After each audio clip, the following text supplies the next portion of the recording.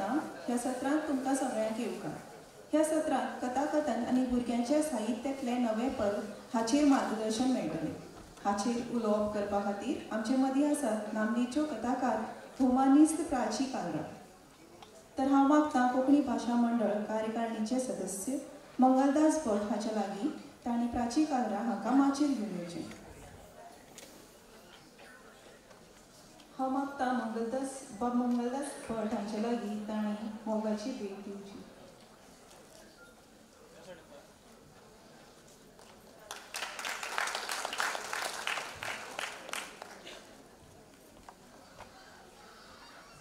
प्राची कालरा हांचो जल्म नागपूर हांगा जालो. भुरगेपणांत काणयेची आवड तांचे मदीं जी निर्माण जाली ती तांच्या आवय आनी आजयेक लागून. भुरगेपणांत तांची आजी आनी आवय तांकां काणयो सांगताली आनी वाचून दाखयताली. सद्याक ती दिल्ली विद्यापिठांत भाशा कशी शिकची आनी भुरग्यांचें साहित्य हाचेर प्रशिक्षण दितात.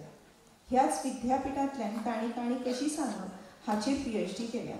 देख दिवपी काणयोच भुरग्यांक आवडटात असो एक समज आसा, पूण तिच्या अनुभवा प्रमाण भुरग्यांक क्लिश्ट काणयोय आवडटात अशें तिचें म्हणणें आसा.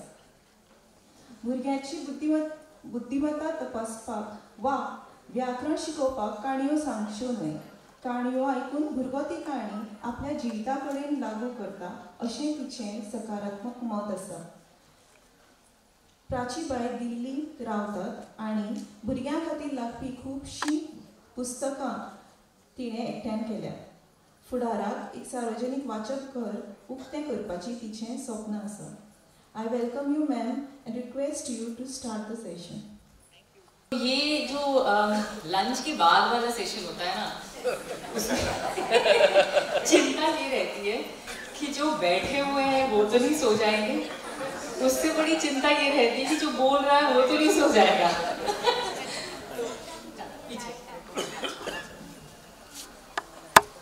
एक ना स्टोरी टेलर के लिए ना वो सब ऑडियंस बहुत दूर हो जाती है. ओके, बट एनीवे, तो आपको कभी भी लगे ना कि नींद आ रही है, आप बोर हो रहे हैं, तो आप स्टोरी चिल्ला दीजिएगा, तो मैं तब एक कहानी सुना दूंगी. तो होपफुली सब जाग जाएंगे. तो ये आप लोगों से रिक्वेस्ट है ना कि आपको जब भी लगे कि नींद आ रही है, खाना खा लिया, आइसक्रीम खा ली, तो उसके बाद प्लीज बोल दीजिएगा कि अब कहानी सुनिए. ठीक है? अच्छा, सो मैं अपनी बात शुरू करूंगी ये यहाँ से कि कहानी क्या और कहानी क्यों. तो पहले यहाँ से शुरू करूंगी कि एक्चुअली हम अपनी जिंदगी में हम सभी के सभी स्टोरी टेलर्स हैं और हम हर समय कहानी सुनाते हैं. जैसे कि आई एम श्योर आज आप लोग कहीं कहीं से आए हैं तो आपने आके बताया होगा अपने दोस्तों को, आज मैं आई मगर इतनी बारिश थी तो ये हो गया, फिर ये ऐसे हुआ, फिर मेरी बस रुक गई, जो कुछ भी जैसे ही आप आ रहे हो. तो ये हम सबके लिए ध्यान में रखना बहुत ज़रूरी है कि हम सब के सब natural storytellers हैं. Okay, so we tell stories all the time. और एक हम अपनी जिंदगी में भाषा का इस्तेमाल करते हैं चीजें करने के लिए. तो किसी से कहना आप ये ला दीजिए, ये कर दीजिए. मगर जब हम अपनी जिंदगी की कहानी सुनाते हैं तो तब चाहे बस से यहाँ तक आने की बात हो तो वो हमको मौका देती है जो हमारे साथ हुआ उसके बारे में सोचने का. Okay, so we use language both in English, I will say this, in the participatory mode and in the spectator mode. तो जो स्पेक्टेटर मोड है वो कहानी का है, ओके, नैरेटिव का है.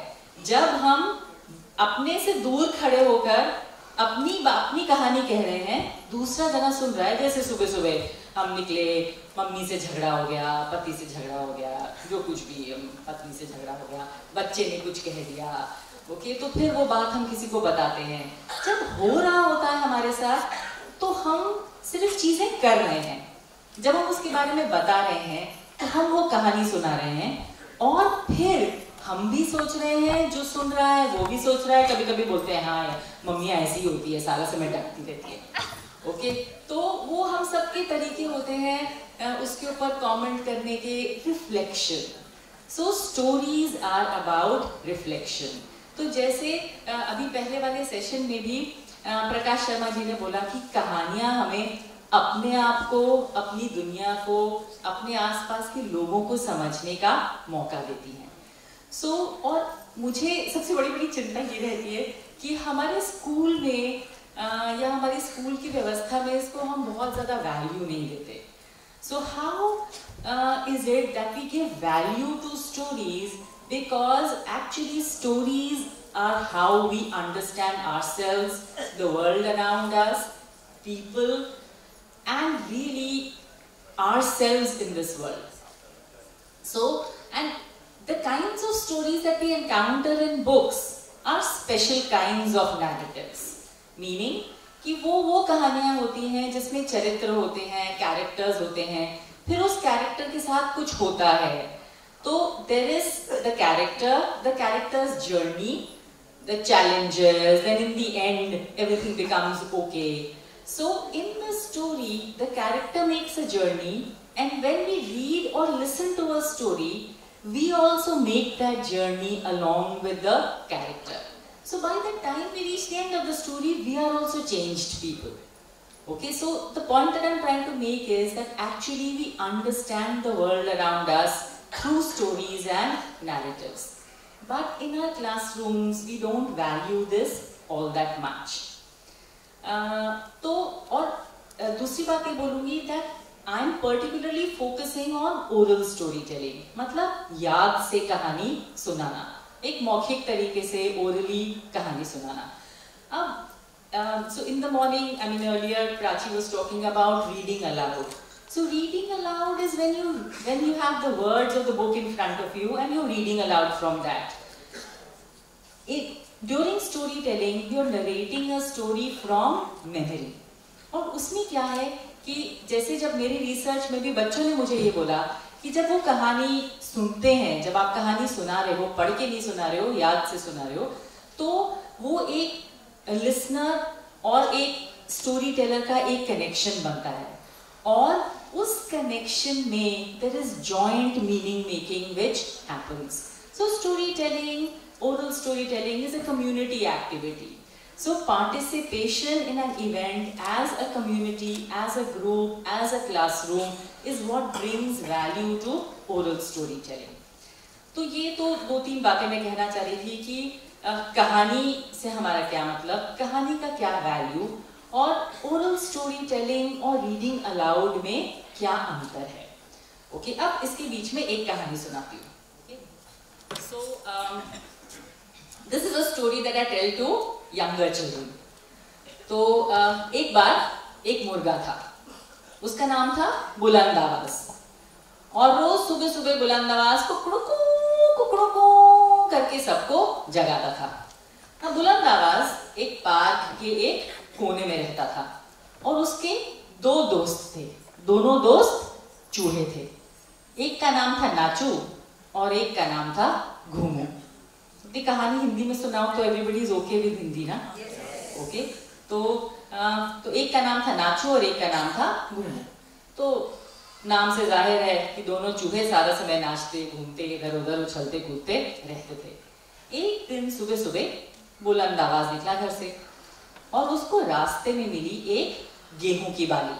ओके, जैसे गेहूं जिसमें गेहूं लगा हुआ था. तो उसने जोर से आवाज लगाई, अरे वो नाचू, अरे वो घूमू, देखो देखो देखो मुझे क्या मिला. अब दोनों चूहे टुक टुक टुक टुक टुक टुक टुक टुक टुक करते हुए वहां पहुंच गए. क्या मिला बुलंद आवाज, क्या मिला तुम्हें, क्या मिला, दिखाओ दिखाओ.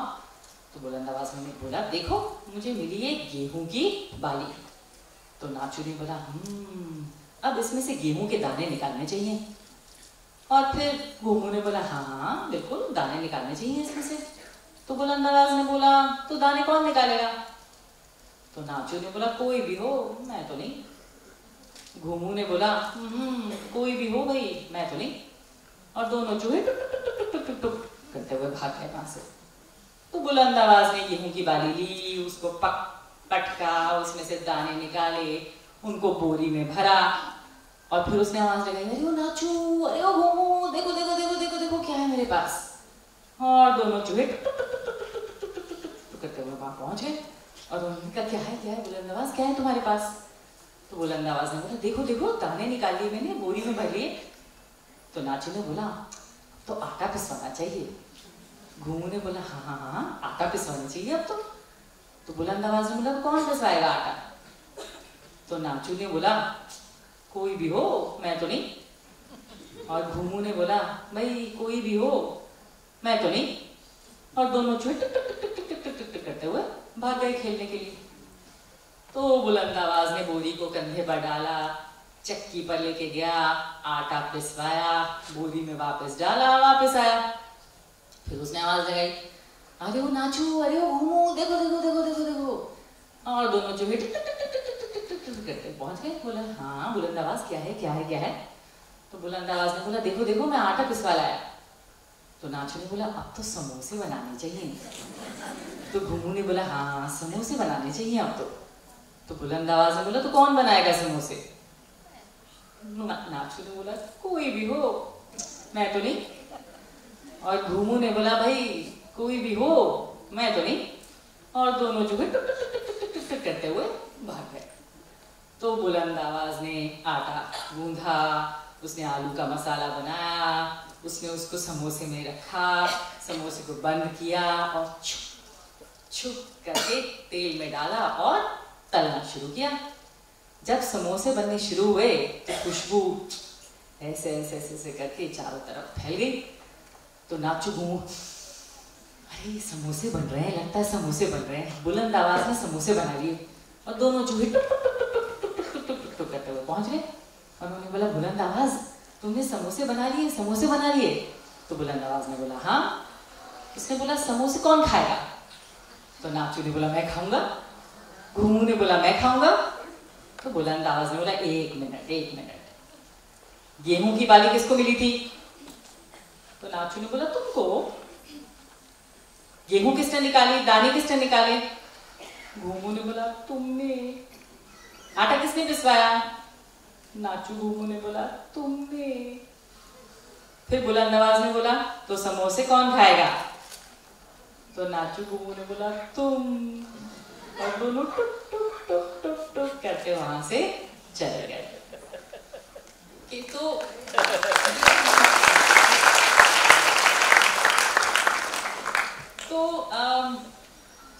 a few other things that I wanted to say in the context of stories were कि जैसे कहानियाँ बहुत बार क्लासरूम में कहानी के साथ क्या होता है कि हम सोचते हैं कि एक कहानी अगर है तो उसके जरिए या तो बच्चों को कोई सीख मिलनी चाहिए, तो इसीलिए हमारा सारा फोकस मॉरल के ऊपर होता है। तो एक बार मैं गई क्लास में तो मैंने बच्चों से बोला कि अच्छा कहानी के बाद क्या होता है? तो उन्होंने बोला दो चीजें, एक तो प्रश्न उत्तर।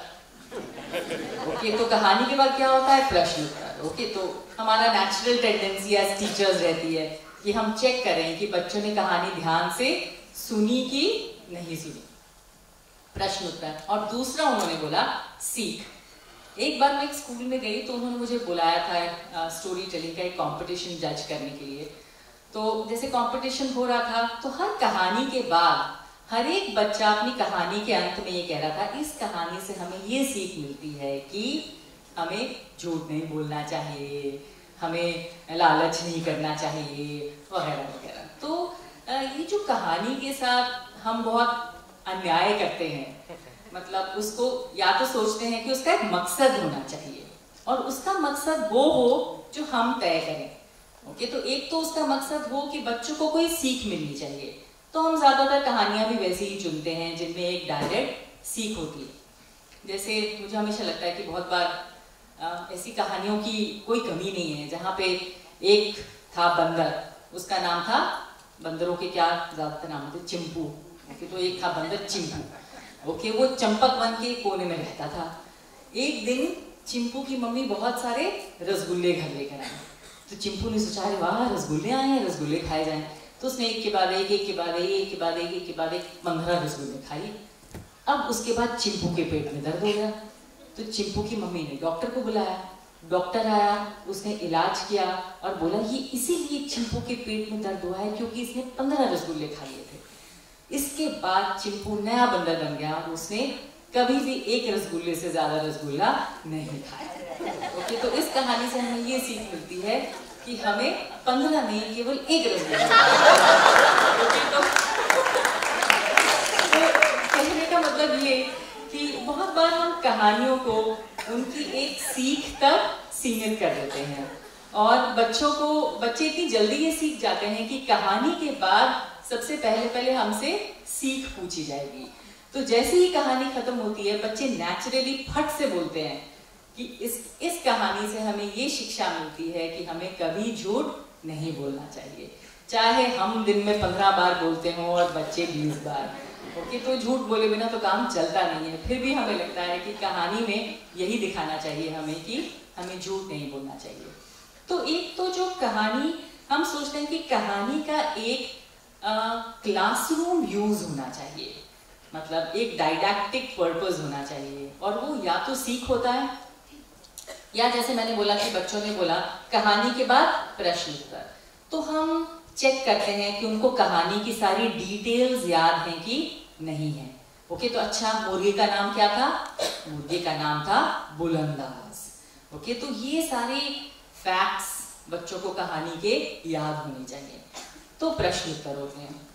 तीसरी बात क्या होती है कहानी के साथ बहुत बार कि हमें लगता है कि कहानी एक जिसके क्या कहते हैं शुगर कोटेड पिल है, ठीक है, उसके जरिए मतलब हमने उसके ऊपर चीनी की परत चढ़ा दी और अब कड़वे से कड़वी बात बच्चों को बड़ी आसानी से कहानी के जरिए डाइजेस्ट करवाई जा सकती है।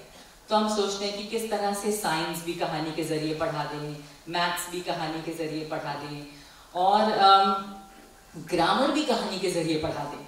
तो कहानी पढ़ी, अब इसमें सारे सर्वनाम ढूंढो। ओके, तो ये मतलब यहाँ सारे विशेषण ढूंढिए, कौन से विशेषण इस्तेमाल किए गए। तो कहानी तो कहीं की कहीं छूट ही गई, मगर उसमें या तो बच्चे सर्वनाम ढूंढ रहे हैं या विशेषण ढूंढ रहे हैं।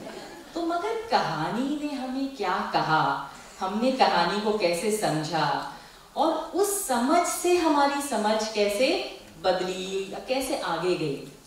तो ये कहानी के साथ बहुत सारा अन्याय हम क्लास में करते रहते हैं। तो एक तो मुझे ये बात कहनी थी, दूसरी चेक भी करूँ कि कुछ मतलब मैं भी तो टीचर हूँ ना, I also have to make sure that nothing is getting left behind. Okay, so alright, so okay, एक और बात जैसे जो कहानी के जरिए काफी पॉसिबल है वो ये है कि कहानियाँ क्योंकि हमें पात्रों के साथ, कैरेक्टर्स के साथ जोड़ती हैं, तो हम दुनिया को नए नजरिए से देखना सीखते हैं। तो बहुत बार हमें कहानी में ऐसे कैरेक्टर, ऐसे पात्र मिलते हैं जो कि हमें अपने आसपास की जिंदगी को, अपनी दुनिया को नए तरीके से देखने का मौका देते हैं। So there is a direct connection also, and a lot of cognitive research has proven that between stories and empathy, मतलब कि कैसे कहानियों के जरिए हम अलग अलग तरह के लोगों से या स्थितियों से अपना, बच्चों का परिचय करवा सकते हैं और उनसे जुड़ने का मौका दे सकते हैं। तो फॉर इंस्टेंस बहुत सारी ऐसी सिचुएशंस होते हैं, कॉन्टेक्स्ट होते हैं जो हम अपनी जिंदगी में नहीं, हमारे साथ नहीं घटे, मगर कहानी हमें मौका देती है उन सबको फील करने का। जैसे एक बार मुझे याद है, मेरी एक स्टूडेंट क्लास में कहानी सुना रही थी, तो कहानी एक लड़की और उसके पेट के बारे में थी।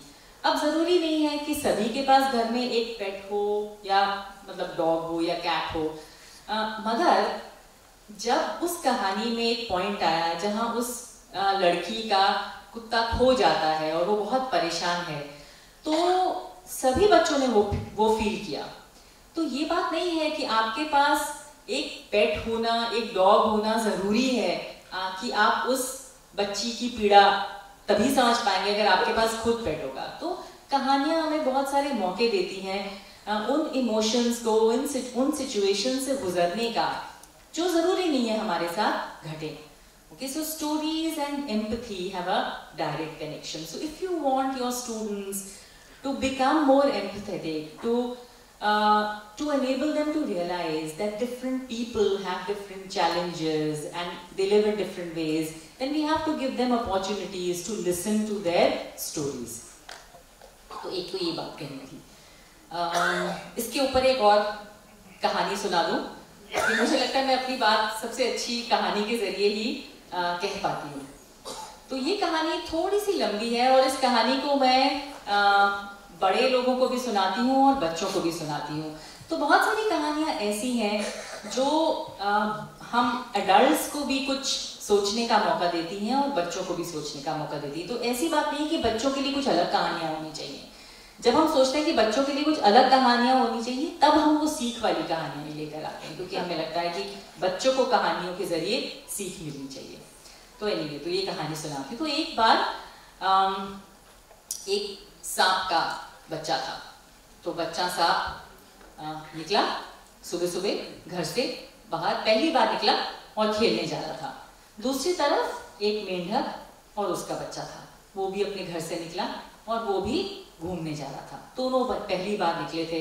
तो जब बच्चा सांप पहली बार निकला तो उसकी माँ ने बोला, देखो पहली बार अकेले घूमने जा रहे हो, ध्यान रखना शाम को सूरज ढलने से पहले घर आ जाना, और वो जानवर जो नोचते खरोचते काटते हैं उनसे बचकर रहना।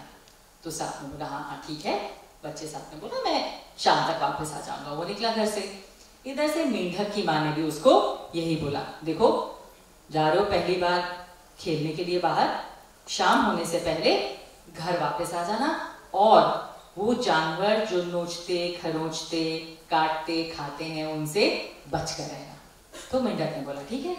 दोनों के दोनों निकल पड़े, इधर से बच्चा सांप, इधर से बच्चा मेंढक, और दोनों की आपस में मुलाकात हो गई। दोनों मिले। तो दोनों ने पहली बार, बच्चे मेंढक ने पहली बार बच्चा सांप देखा था, बच्चे सांप ने पहली बार बच्चा मेंढक देखा था। तो दोनों एक बार तो चौंक गए एक दूसरे को देखकर। फिर बच्चे सांप ने पूछा, देखो कहीं तुम काटते नोचते खरोचते खाते तो नहीं हो?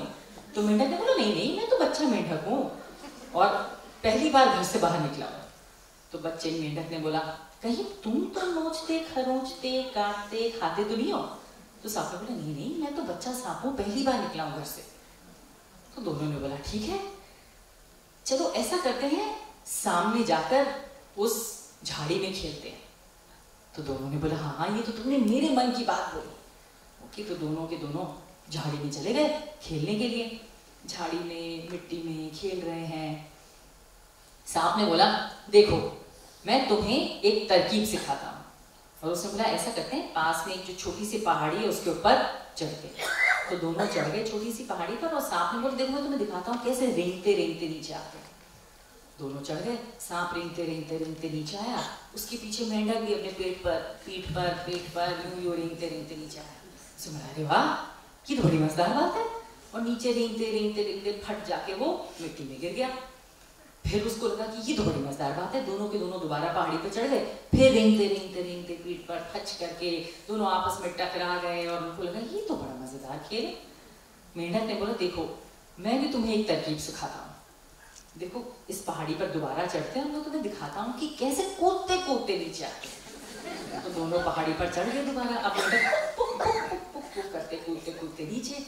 अब सांप भी पहाड़ी पर चढ़कर अपनी पूंछ के बल पर ऐसे खड़ा हो गया और पुक पुक पुक पुक करता हुआ नीचे है। उसने कहा, अरे भाई ये तो बड़ा मजेदार खेल है। फिर दोनों के दोनों पहाड़ी पर चढ़ गए और फिर पुक पुक पुक पुक पुक पुक करके नीचे खेलते आ रहे हैं। फिर टकरा गए आपस में और खूब मजा आया दोनों को। अब पूरा दिन निकल गया ऐसे ही रेंगते टपकते और पुक करते, और शाम हो गई।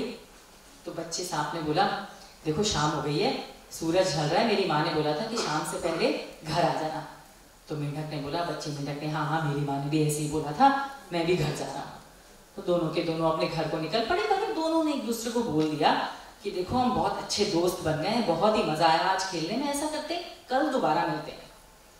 तो दोनों ने ऐसे हाई फाइव किया और दोनों के दोनों अपने घर को चले गए। ठीक है, वो अब सांप पहुंचा सबसे पहले अपने घर, नहीं सॉरी मेंढक पहुंचा सबसे पहले अपने घर। वो अपने घर पहुंचा और उसने दरवाजा खटखटाया। माँ ने दरवाजा खोला और उसको देखती बोला, कहाँ से खेलते हुए आ रहे हो, इतने गंदे मिट्टी में सने हुए, कौन से गंदे बच्चों के साथ खेल के आ रहे हो? तो मेंढक ने बोला नहीं नहीं, मैंने नया दोस्त बनाया आज, और उसने मुझे कई नई बातें सिखाई हैं। देखो देखो मैं तुम्हें दिखाता हूँ मैं क्या सीख कर आया। और वो एक टेबल पे चढ़ गया और रेंगता रेंगता रेंगता रेंगता ऐसे नीचे। तो उसकी माँ ने बोला ये तुम किसके साथ खेलते हुए आ रहे हो? तो उसने बोला बच्चे सांप के साथ, वो मेरा नया दोस्त बनाया आज। तो मेंढकी मतलब उसकी माँ का रंग बिल्कुल फीका, हरे से लाइट ग्रीन हो गया उसका रंग, और उसने बोला ये तुम किसके साथ खेलते आ रहे हो? तो उसने बोला बच्चे सांप के साथ मैंने बताया। तो उसने बोला मगर तुम्हें नहीं पता कि सांप बहुत गंदे लोग होते हैं? तो उसने बोला है, मगर हमें तो बहुत मजा आया, हम तो दिन में खूब मजे से खेले। तो उसने बोला मगर उनकी जबान में जहर होता है, वो लोगों को पकड़ के ऐसे नोच देते हैं, तुम क्यों उसके साथ खेलते आ रहे हो? ऐसे गंदे बच्चों के साथ मत खेला करो, और देखो कितने गंदे हो गए वापस आए। तो मेंढक बिल्कुल चुप, और उसकी माँ ने बोला देखो इसके बाद कभी मत खेलना उसके साथ, क्योंकि सांप तो मेंढक खाते हैं। तो उसने बोला पर ऐसा तो कुछ भी नहीं हुआ, हम तो खूब मजे से खेले, हमने बहुत मजे किए, और अब हम घर आ गए हैं। तो इतनी देर में वापस सांप भी घर पहुंचा। उसने घर का दरवाजा खटखटाया, अंदर गया।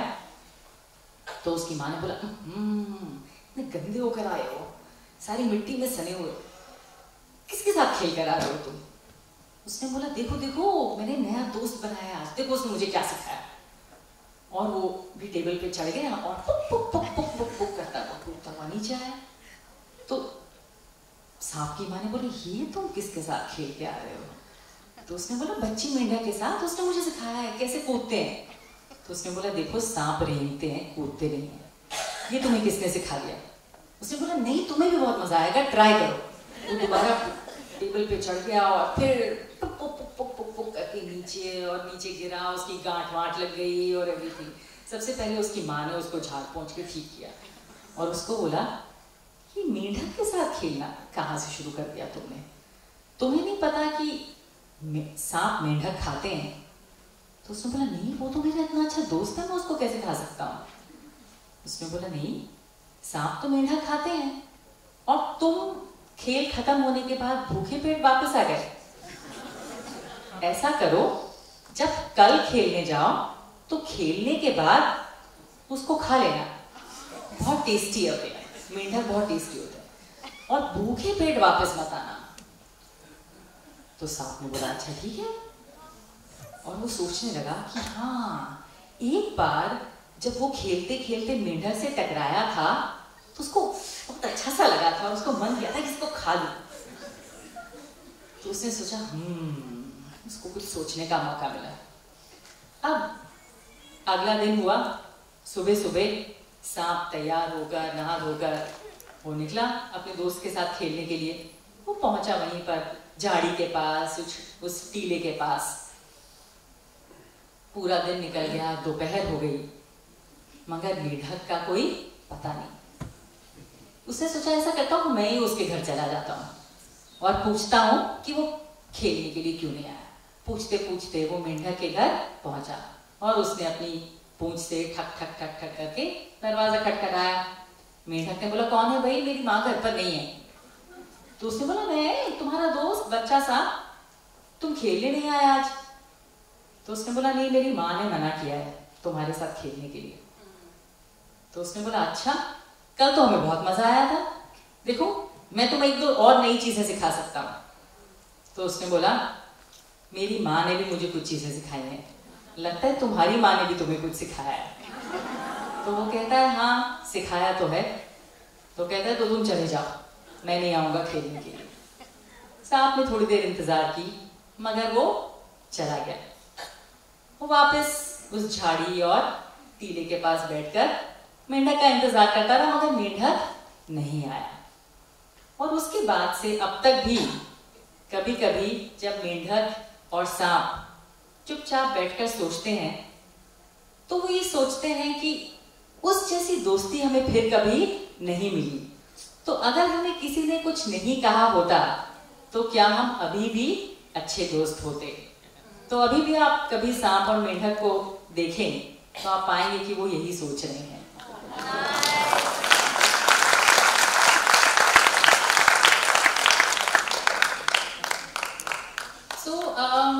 Again, a couple of things that I want to say about orally narrating stories.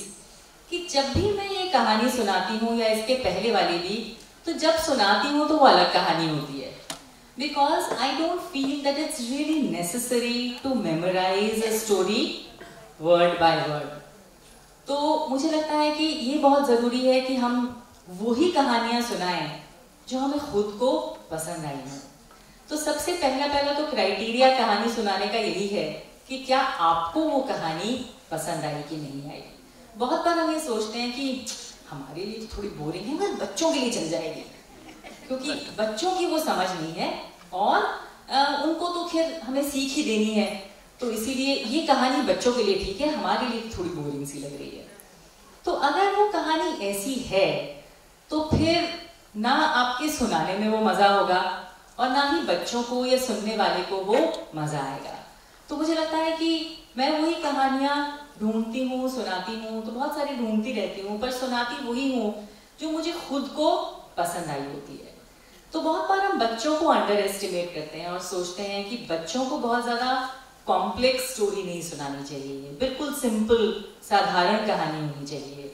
मगर जैसे मैंने अपनी रिसर्च में देखा कि बच्चे काफी कॉम्प्लेक्स सोचने वाली, जैसे इस कहानी के ये वाली कहानी मेंढक और सांप की कहानी मैंने जब बच्चों को सुनाई तो उन्होंने बहुत सारी बातें बोली कि कैसे पेरेंट्स बहुत बार उनको किन किन से दोस्ती करनी है नहीं करनी है ये बताते हैं।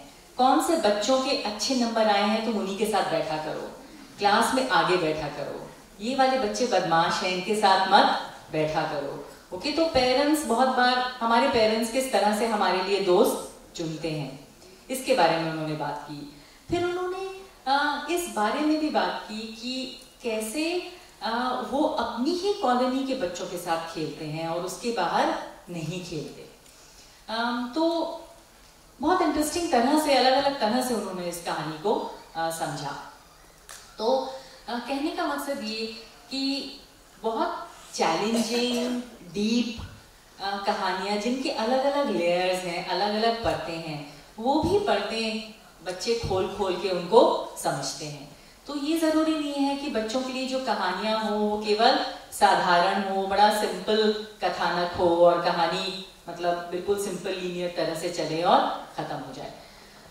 तो एक तो ये बात, और तीसरी बात कि मैं बहुत सारी फोक टेल्स ही सुनाती हूँ।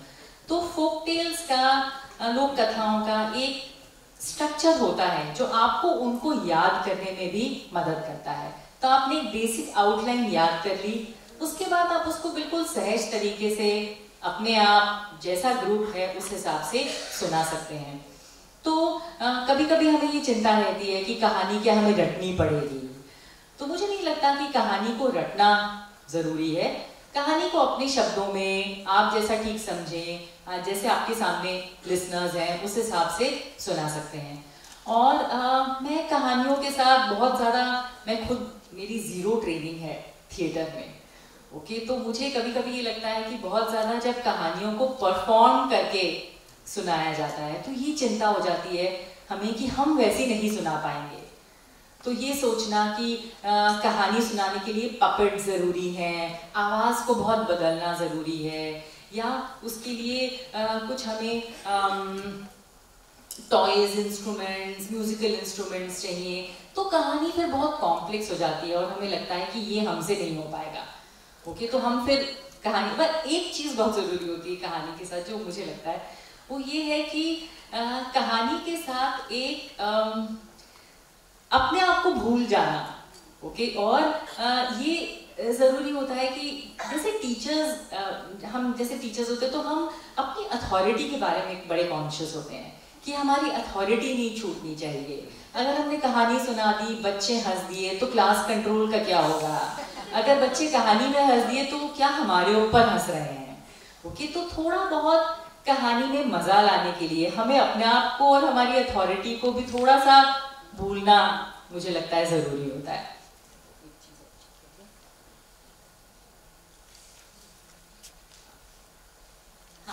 एक और चीज़ जो मैंने अपनी रिसर्च में देखी वो ये कि बच्चे जब कहानियाँ सुनते हैं, तो ये प्रकाश शर्मा जी ने भी पहले बोला कि जब बच्चे कहानियाँ सुनते हैं तो वो कहानियाँ आगे जाती हैं।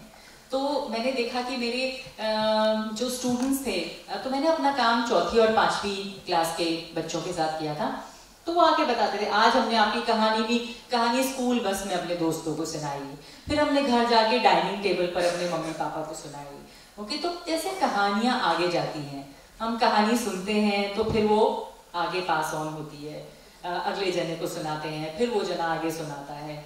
तो कहानियों के साथ तो बच्चे भी स्टोरी टेलर्स बनते हैं। तो मैंने अपनी रिसर्च में देखा कि जैसे मैं कहानी सुनाती थी तो कुछ टाइम बाद बच्चों ने आके कहना शुरू कर दिया, मैम आज हम कहानी लेकर आए हैं, आज हम कहानी सुनाएंगे। तो कैसे जब बच्चे कहानियां सुनते हैं तो वो खुद भी कहानी सुनाने की, पढ़कर सुनाने की, या किसी से कहानी सुनी तो उसको आगे सुनाना क्लास में, तो वो एक अर्ज उनमें डेवलप होती है और फिर वो खुद स्टोरी टेलर्स बनते हैं। और एक और चीज़ मैंने देखी, जैसे मैं जब कहानी सुनाती हूँ तो उसके बाद बच्चों को किताब भी दिखाती हूँ कि मैंने ये कहानी इस किताब से सुनाई आपको, तो वो उस किताब में एक इंटरेस्ट पैदा होता है, उस तरह की किताबों में इंटरेस्ट पैदा होता है। और बच्चे फिर कहते हैं कि अच्छा ये आपको इस किताब में से मिली। एक बार मुझे एक बच्ची बड़ी सीरियसली आके उसने बोला, कहानी मैंने सुना दी, उसके बाद आपको इतनी कहानियां मिलती कहाँ से हैं? तो मैंने कहा भाई जहाँ से किसी और को भी मिल सकती हैं, किताबों से मिलती हैं, कभी किसी ने सुनाई तो पता लग जाती है, तो मैं सुना देती हूँ। तो ये समझ पाना कि कहानियाँ कहाँ से आती हैं, वो किताबों से आती हैं, किताबों से हमें भी कहानियाँ मिल सकती हैं। तो ये बच्चे फिर कहानियों में किताबें ढूंढते हैं और किताबों में कहानियाँ ढूंढते हैं। एक और बात मैंने देखी कि जब बच्चे कहानी सुनते हैं तो फिर कहानी लिखने की भी अर्ज पैदा होती है। तो जैसे मैंने कहानियाँ सुनाई तो बहुत बार बच्चों ने उन कहानियों के ऊपर चित्र बनाए या अपने आप उस कहानी में कुछ फेर बदल करके अपनी कहानी बना दी, या जैसे पहले भी बात हुई कि कैसे कहानियाँ शब्दों को आकार देती हैं। तो फॉर इंस्टेंस जब आप कहते हो कि शेर ने दहाड़ कर बोला, तो वो दहाड़ शब्द को आप समझते हो कि दहाड़ना माने क्या। ओके, तो फिर मैंने देखा कि बच्चे जब अपनी कहानियां लिख रहे थे तो उनमें भी बहुत ज्यादा उन्होंने उस तरह के शब्दों का इस्तेमाल किया। तो जैसे मैं तो भूत की कहानियां भी बहुत सुनाती हूँ, तो अब भूतों की कहानियां चौथी, पांचवी, छठी क्लास के बच्चों को बहुत पसंद है। तो हर बार उनकी डिमांड होती थी भूत की कहानी सुनाओ। भूत की कहानी के बारे में स्कूलों को बड़ी शंका रहती है कि अगर भूत की कहानी सुना दी तो इसका मतलब बच्चे डर जाएंगे, इसका मतलब बच्चों में एक अंधविश्वास पैदा हो जाएगा कि भूत होते हैं। तो भाई भूत अब पता नहीं होते हैं कि नहीं होते हैं, इसके बारे में मतलब कौन डिसाइड करेगा। मगर ये बहुत लोगों को डर रहता है कि अगर भूत की कहानियां सुनाई तो बच्चे डर जाएंगे। मगर एक्चुअली होता यह है कि कहानी के दायरे में बच्चों को अपने बहुत सारे डरों से डील करने का मौका मिलता है। तो कहानी, क्योंकि कहानी अनलाइक रियल लाइफ वो शुरू होती है और वो खत्म होती है, तो कहानी क्योंकि खत्म भी होती है तो बच्चों को अपने बहुत सारे डर, कौन सा मतलब क्या राक्षस होते हैं कि नहीं होते हैं, क्या रात को उस पेड़ पर चुड़ैल होती है कि नहीं होती है, इन सारी चीज़ों से, डरों से डील करने का, उनके बारे में बात करने का मौका मिलता है। तो मुझे लगता है कि हर तरह की कहानी सुनानी चाहिए, भूत की भी सुनानी चाहिए, और कहानी सीरियस बातों पर भी सुनानी चाहिए कि हमें दोस्त किस तरह से बनाने चाहिए, और इवन डेथ। तो मैंने तो डेथ के बारे में भी कहानी सुनाई है, काफ़ी सीरियस कहानी है और उसको बच्चों ने बड़ी सीरियसली सुना और उसके बारे में बात की। तो ऐसा नहीं है कि बच्चों की ज़िंदगी में लॉस नहीं होता या वो कभी किसी को नहीं खोते। तो उस तरह की कहानियाँ सुन के भी बच्चों को उनके बारे में सोचने का, समझने का मौका मिलता है। तो मुझे लगता है कि अलग अलग तरह की कहानी सुनानी चाहिए, और जो मौखिक तौर पर कहानी सुनाने का जो फ़ायदा है वो ये है कि वो जो लिसनर और स्टोरी टेलर के बीच में जो कनेक्शन है और मिलकर हम किस तरह से कहानी को एक पूरी कम्युनिटी में, एक क्लास में समझते हैं, तो वो जो ओरल स्टोरी टेलिंग का जो इमीडिएट कनेक्शन है वो मुझे लगता है कि पढ़ने लिखने के लिए भी, अपने आसपास की दुनिया को समझने के लिए, अपनी बात भी कहने के लिए और अपने आप को उस कहानी में रख के देखने के लिए, इन सब चीज़ों के लिए बहुत ज़रूरी होता है।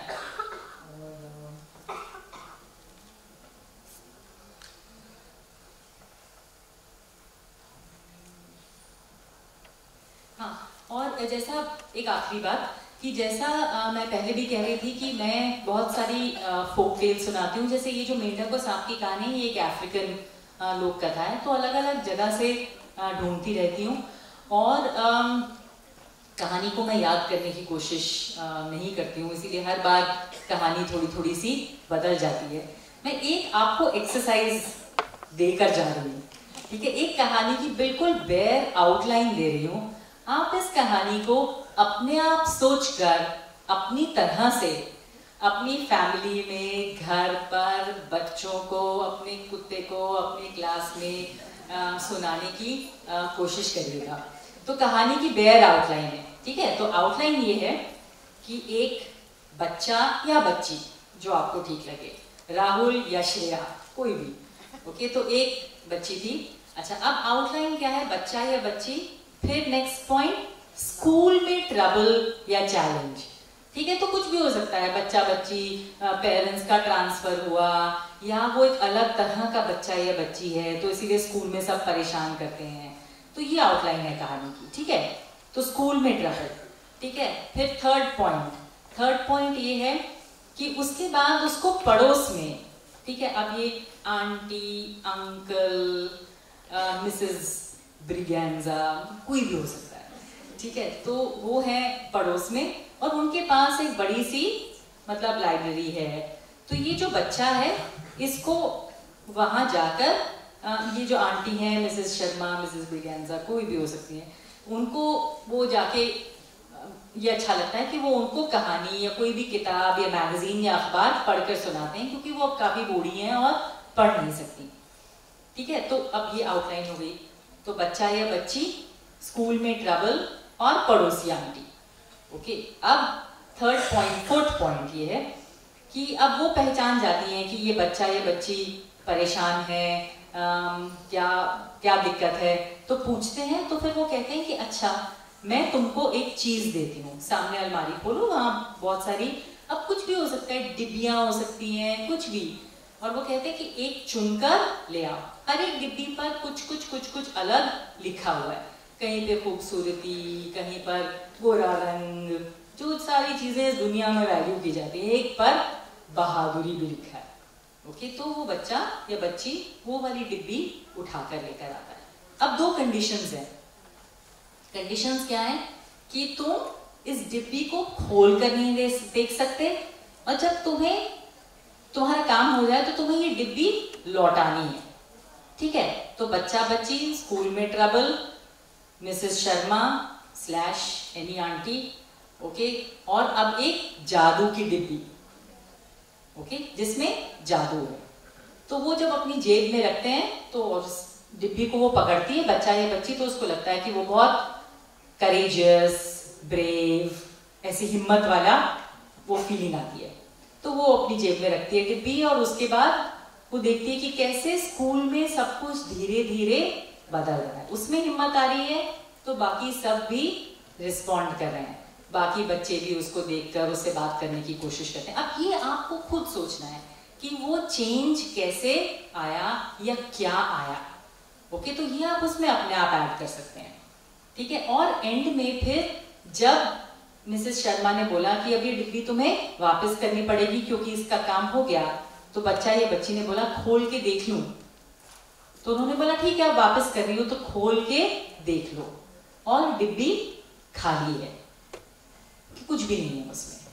तो क्या उसमें जादू था, नहीं था, कहां से आया, वो हिम्मत कहां से आई, ओके, तो केवल ये आउटलाइन है कहानी की। अब इसको आप अपने आप इसमें बच्चा या बच्ची की डिटेल्स भरिए, कौन है, क्या ट्रबल थी स्कूल में, ये जो पड़ोसी हैं ये कैसी हैं, कौन है, क्या है, और फिर वो स्कूल में क्या बदलाव आया और कैसे उसका स्कूल में कैसे उसको हिम्मत मिली। ओके, तो ये, और फिर एंड तो वही है कि वो डिब्बी लौटा दी, अब उसको डिब्बी खाली थी। ओके, तो ये आप ट्राई करेंगे, सिर्फ एक आउटलाइन, और इसको सोचकर अपने आप इसमें डिटेल्स भरकर इस आउटलाइन वाली कहानी को सुनाना है। ठीक है, I think I end over there and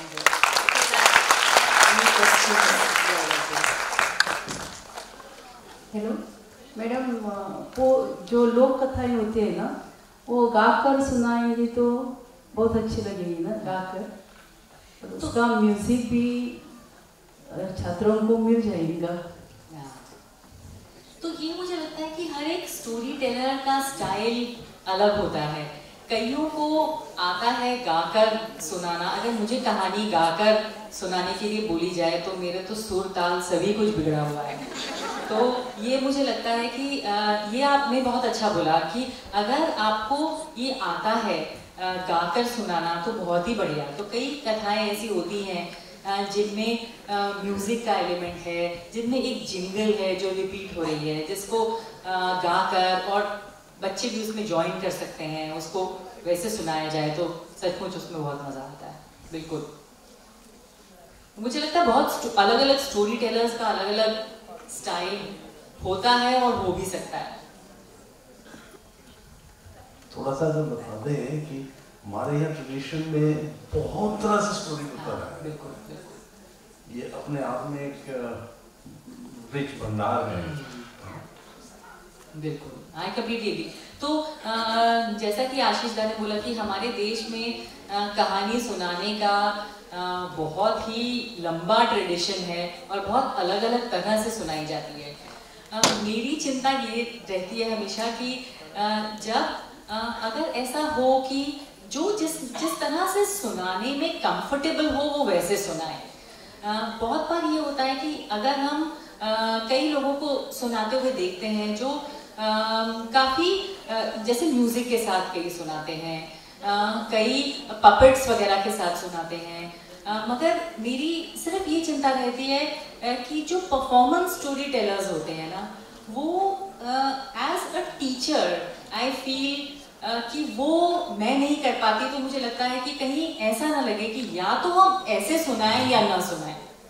okay, तो मुझे लगता है कि ना सुनाने से तो आप जैसे सुना सकते हैं, साधारण तरीके से, सहज तरीके से वैसे सुनाइए, मगर सुनाइए जरूर।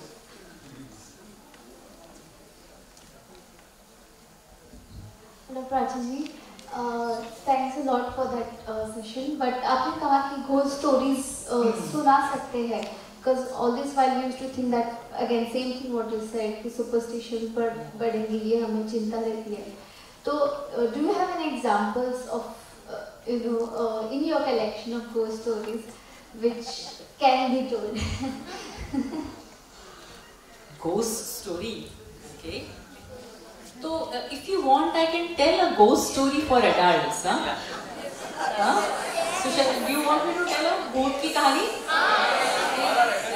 For adults, huh? Okay. I would not tell this story to children actually, but anyway. तो सुना देती हूँ मैं। Excluding the one who asked you the question, she falls in that category. तो so alright, so this is the story about तो दो दोस्त थे। हिंदी में सुनाती हूँ क्योंकि मैं जनरली हिंदी में सुनाती हूँ। तो दो दोस्त थे, सच्ची कहानी है ये, वैसे किसी जमाने में अखबार में आई थी। ओके, तो आप देखिएगा, अगर आप किसी को याद हो तो प्लीज फॉरगिव मी। तो वैसे भूत की कहानी लाइट्स थोड़ी सी डिम करके और एक छोटे ग्रुप में सुनानी चाहिए जहाँ पर थोड़ा सा एटमॉस्फेयर ऐसा हो कि मतलब थोड़ा सा और डर लगे। तो ये दोस्त थे और नाम बताइए कोई दो, एक जॉन और एक मुझे अब याद नहीं है। हाँ? एक अंग्रेजी कहानी है ना, उसके हिसाब से नाम होनी चाहिए। जॉन और मैंने रख लिया। तो दो दोस्त थे, एक का नाम था जॉन और एक का स्मिथ, ठीक है। तो जॉन और स्मिथ दो दोस्त थे और दोनों को माउंटेनियरिंग का बहुत शौक था। ओके, जैसे मैंने बोला कि ये कहानी अखबार में आई थी। अच्छा, तो दोनों को माउंटेनियरिंग का बहुत शौक था। तो पहाड़ चढ़ना, तो ये मतलब वो रोप्स, और दोनों अच्छे से ट्रेंड भी थे उसमें। तो एक बार जॉन और स्मिथ ने सोचा कि हम एल्प्स, जो स्विट्जरलैंड में जो पहाड़ हैं, तो उनके ऊपर चढ़ेंगे। तो दोनों ने सोचा ठीक है। तो वो स्विट्जरलैंड पहुंच गए और जहाँ से चढ़ाई शुरू थी वहाँ पर नीचे एक छोटा सा स्विस विलेज था, गांव था। तो दोनों ने सोचा पहले थोड़े समय यहाँ रहकर थोड़ा सा आसपास के लोगों से वो हम उनको जान लें, कल्चर को जान लें और थोड़े से पैसे भी कमा लें।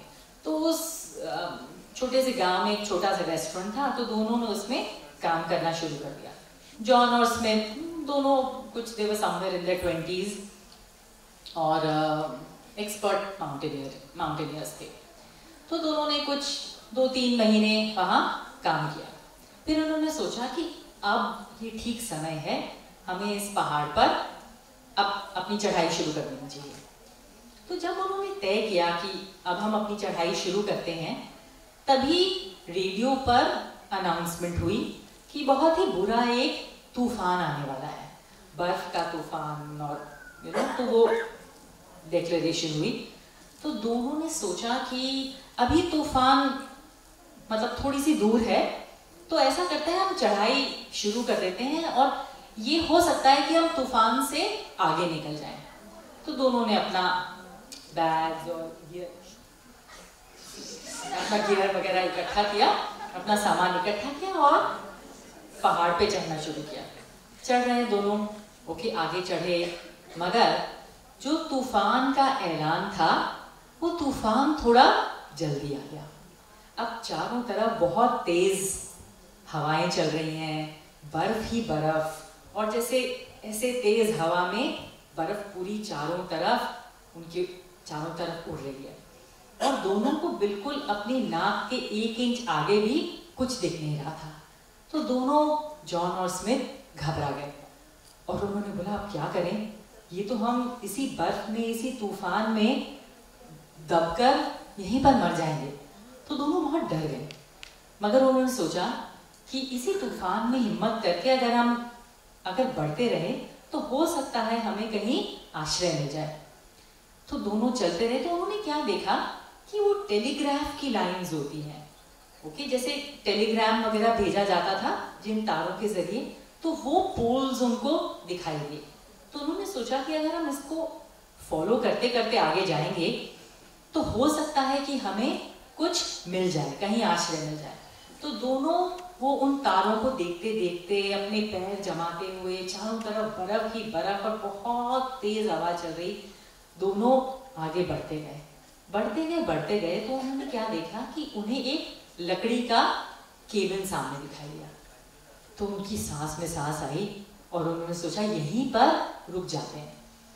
तो दोनों के दोनों केबिन में घुसे और केबिन में जब वो घुसे तो उन्होंने क्या देखा कि सामने की तरफ एक कमरा है जहाँ केबिन खाली था, कोई भी नहीं था उसमें। सामने की तरफ एक कमरा है जिसमें कुछ लकड़ी की कुर्सियां वगैरह रखी हैं, एक तरफ एक छोटा सा स्टोव है और कुछ सूप वगैरह के टिन वगैरह रखे हैं वहां पर। और पीछे की तरफ एक और छोटा कमरा था जहाँ एक छोटा सा बेड था सोने के लिए। और उन्होंने क्या देखा कि कमरे के कोने में एक टेबल है और उसके ऊपर टेलीग्राम भेजने की एक मशीन रखी हुई है। तो स्मिथ ने बोला कि देखो मुझे टेलीग्राम भेजना आता है, मैं इसके ऊपर बैठकर SOS भेजता हूँ, okay, SOS distress signal, okay. तो उसने उसके ऊपर बैठ के टेलीग्राम की मशीन पे SOS वो मतलब tip tip dot dot dot ऐसे करके टाइप करते हैं, तो वो उसने भेजना शुरू किया। और साथ में जॉन ने बोला ठीक है ऐसा करता हूँ, मैं थोड़ा सा सूप गर्म करता हूँ। तो वो गया, उसने सूप गर्म किया, वो लेकर आया, दोनों ने सूप खाया। मगर स्मिथ ने बोला देखो मेरी ना तबीयत ठीक नहीं लग रही है, मुझे लग रहा है कि मुझे बहुत तेज बुखार आ रहा है और मुझे नहीं लगता है कि मैं बचूंगा। तो उसको जॉन ने बोला भाई ऐसे क्यों सोच रहे हो तुम, ऐसा क्या होगा, बुखारी तो है और ऐसी बात मत बोलो, मुझे बहुत डर लग रहा है। तो उसने बोला कि नहीं नहीं अच्छा ठीक है। वो वापस चला गया, कुर्सी पर बैठ के उसने दोबारा टेलीग्राम भेजना शुरू कर दिया। मगर स्मिथ और जॉन को दोनों को ये बात नहीं पता थी कि वो टेलीग्राफ लाइंस एक्चुअली बीच में तूफान से टूट गई थी। तो वो टेलीग्राम, वो मैसेज एसओएस का आगे कहीं जा ही नहीं रहा था। खैर वो तो अपना बैठ के भी भेजता रहा। अब शाम क्या, चारों तरफ अंधेरा ही अंधेरा था, मगर समय के हिसाब से शाम हुई तो दोनों को फिर भूख लगी, कुछ सूप गर्म किया। और अब जॉन ने देखा कि स्मिथ का बदन सचमुच में बहुत गर्म था और बिल्कुल तप रहा था, बहुत तेज बुखार था उसको। और स्मिथ ने बोला देखो दोस्त, मुझे नहीं लगता है कि मैं बचूंगा और इस जगह पर मरना ना मुझे सच में बहुत डर लग रहा है। तो उसको जॉन ने डांट लगाई, बोला देखो तुम मेरे सबसे अच्छे दोस्त हो, ऐसी बात मत बोलो और मैं तुम्हें बचा कर रहूंगा। उसने बोला मुझे नहीं लगता है कि मैं बचूंगा, पर मैं तुमसे सिर्फ एक गुजारिश करना चाहता हूँ कि मुझे दफनाने से पहले ये पक्का कर लेना कि मैं मर गया हूँ कि नहीं। तो जॉन ने बोला, ये बात सुनकर जैसे उसका ना बिल्कुल रंग बिल्कुल सफेद हो गया और उसने बोला देखो तुम मेरे सबसे अच्छे दोस्त हो, ऐसी बात मत बोलो। वो वापस चला गया, स्मिथ वापस गया अपनी टेलीग्राफ मशीन पे और टेलीग्राम भेजता रहा। और थोड़ी देर बाद जॉन ने देखा कि स्मिथ एक्चुअली मर गया है। शायद उसका बुखार बहुत बढ़ गया था और वो मर गया है। और उसको ये बात याद आई कि स्मिथ ने उसको बोला था कि मुझे दफनाने से पहले एक बार यकीन कर लेना कि मैं मर गया हूँ कि नहीं। उसने उसको ध्यान से देखा, ये देखने की कोशिश की सांस ले रहा है कि नहीं ले रहा है, मगर स्मिथ मर चुका था। और जॉन को लगा कि अपने दोस्त की तरफ उसका पहला ये कर्तव्य है कि वो उसको एक क्रिश्चियन होने के नाते बाहर जाकर दफना दे। बाहर वैसा का वैसा तूफान, तेज हवा, बर्फ, आंधी, कुछ नहीं दिख रहा। वो बाहर गया, उसने बर्फ में खोदा, एक कब्र बनाई और उसने बाइबल से जो उसको याद था वो पढ़कर अपने सबसे प्रिय दोस्त को वहां पर दफना दिया। जॉन वापस आया, उसका दिल बिल्कुल टूट चुका था और उसको लगा कि उसने अपनी दुनिया की सबसे प्रिय चीज आज खो दी है। वो आया, जो थोड़ा बहुत सूप था उसने उसको गर्म किया, सूप भी खत्म हो चुका था और वो पीछे के कमरे में जाकर सो गया। उसको टूटी फूटी सी नींद आई, कुछ छटपटाता रहा वो अपनी नींद में। जब वो सुबह उठ के बाहर वाले कमरे में आया तो उसने क्या देखा कि स्मिथ वहां टेबल पर बैठ के टेलीग्राम मशीन पर अभी भी एसओएस भेज रहा है। ये देखकर उसकी जान बिल्कुल सूख गई। उसने बोला ये यहाँ पर कैसे आया, इसको तो मैं खुद अपने हाथ से दफना कर आया था। वो वापस गया, उसने स्मिथ को दोबारा उठाया, उसने देखा कि स्मिथ मर चुका है। वो बाहर गया, फिर तूफान तेज आ रहा था, उसने बर्फ में एक और कब्र खोदी, फिर जो उसको याद था बाइबल में से वो उसने पढ़ा और स्मिथ को दोबारा दफना दिया। उसके पास अब खाने के लिए भी कुछ नहीं था। एक बंदूक थी जो दोनों लेके निकले थे, वो बंदूक लेकर गया, उसको एक खरगोश मिला भागता हुआ, उसने गोली मारी, खरगोश को लेकर आया, स्किन किया और उसने उसका सूप बनाया, सूप पिया। मगर अब वो सोच रहा था कि मैं सोऊं कि ना सोऊं, क्योंकि अगर मैं सो गया उसके बाद क्या होगा, मुझे अगली सुबह क्या मिलेगा, ये सोचकर वो बिल्कुल ही दहशत में था। मगर सूप पिया, उसने बहुत जगह रहने की कोशिश की, मगर उसकी आंखें खुल नहीं रही थी और वो पीछे वाले कमरे में गया और वो सो गया।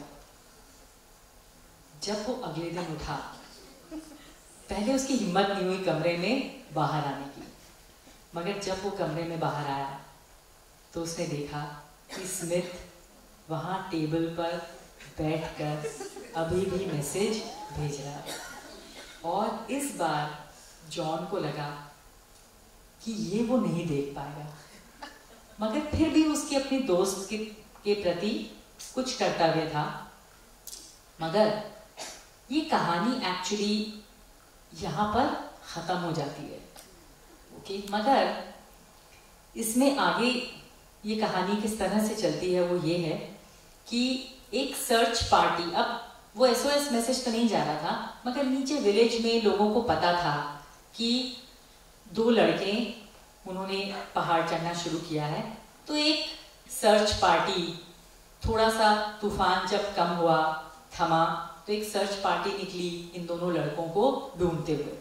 तो ढूंढते ढूंढते वो भी टेलीग्राफ लाइंस के साथ चलते चलते उस केबिन में पहुंचे। जब वो उस केबिन में पहुंचे तो जो उन्होंने देखा वो उनके लिए विश्वास करना बहुत मुश्किल था। तो उन्होंने क्या देखा कि 2 डेड बॉडीज हैं। ओके, एक आदमी टेबल पे बैठा है कुर्सी पर बिल्कुल टेलीग्राम मशीन के पास, और उसके सिर में एक गोली लगी हुई है। और डॉक्टर, क्योंकि सर्च पार्टी के साथ एक डॉक्टर भी था, उसने बोला मगर इस आदमी को मरे हुए तो बहुत समय हो चुका है। और एक और आदमी की लाश उन्हें हट में नीचे मिली, उसके हाथ में एक बंदूक थी और साथ में एक डायरी रखी हुई थी। तो उस डायरी में सब कुछ लिखा हुआ था, और उस डायरी में जॉन ने अंत में केवल इतना लिखा हुआ था, I don't think I will be able to take this any more. मैं ये और बर्दाश्त नहीं कर पाऊंगा। तो बहुत सोचने के बाद जो सर्च पार्टी में डॉक्टर था वो इस कंक्लूजन पे पहुंचा कि जॉन को शायद नींद में चलने की बीमारी थी, और जब उसके दिमाग में ये सदमा लगा कि उसने अपना दोस्त खो दिया है, और दोस्त ने भी ये बोला कि पहले निश्चय कर लेना कि मैं मर गया हूं कि नहीं, तो वो शायद हर रात को अपनी नींद में चलकर अपने दोस्त को कब्र से निकाल कर वापस लाकर वहां बिठा देता था टेबल पर। और in the end he could not take it anymore, और उसने पहले उसको गोली मारी, और वो तो पहले ही मर चुका था, और फिर he shot himself. So that was the story.